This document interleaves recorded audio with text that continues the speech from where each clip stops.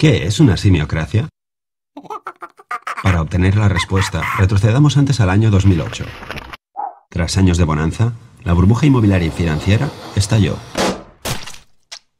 La bolsa se desplomó y la inmobiliaria Martín Safadesa protagonizó la mayor quiebra de la historia de España, dejando un agujero de 7.000 millones de euros a sus acreedores, en su mayoría bancos y cajas, que tuvieron que joderse y apañarse con su inmenso stock de suelo y viviendas sobrevaloradas. La economía empezó a resentirse.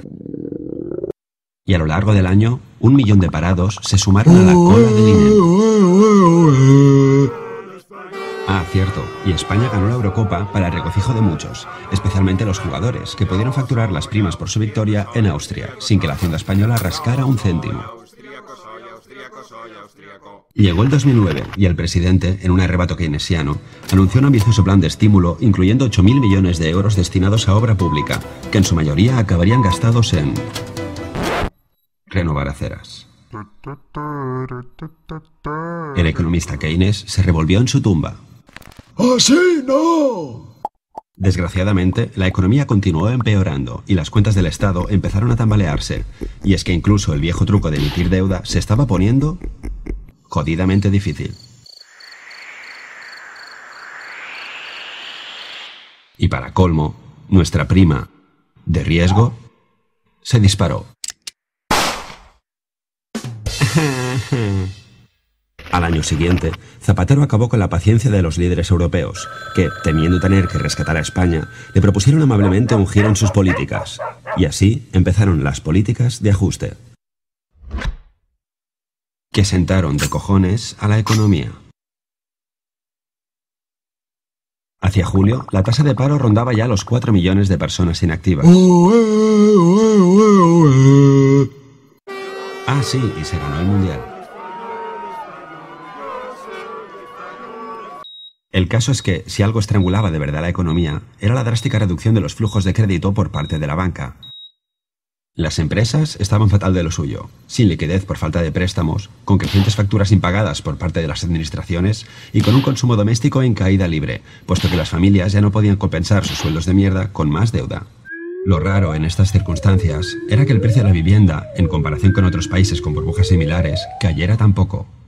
¿Pero por qué no bajas, jodida? Pues por muchas razones, y una de ellas se llama el maquillaje de balances. Bancos y cajas habían aceptado, como pago por las deudas de inmobiliarias en ruina, grandes cantidades de stock inmobiliario.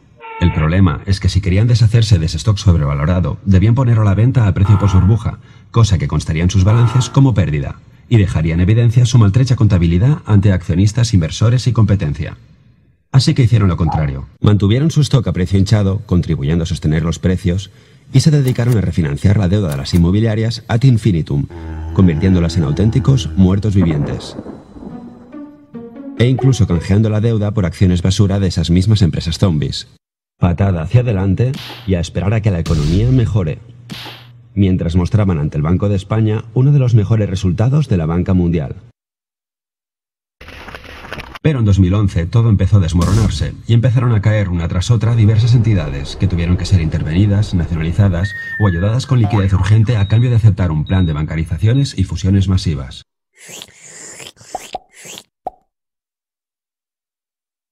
Que conllevaron una reducción de plantilla, pero paradójicamente mantuvieron las cúpulas directivas por duplicado o triplicado.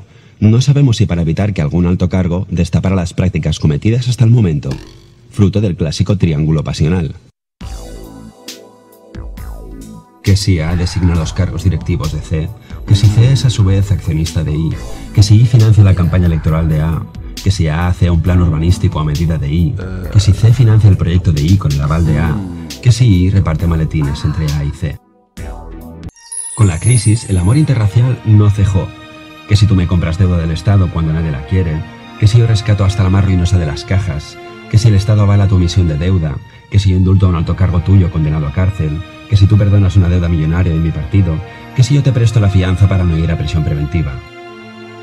Por otra parte, algunos sectores que se sobredimensionaron durante la burbuja llevan toda la crisis apañándoselas para mantener su inviable tamaño, ya sea dejando de pagar Hacienda, recurriendo al rescate del Estado o falseando sus cuentas una y otra vez, hasta convertir el sector público y financiero español en poco más que un atajo de insolventes que se prestan dinero los unos a los otros, haciendo que muchos inversores extranjeros prefieran arrancarse los ojos antes que prestar un solo céntimo a este trupe de muertos vivientes.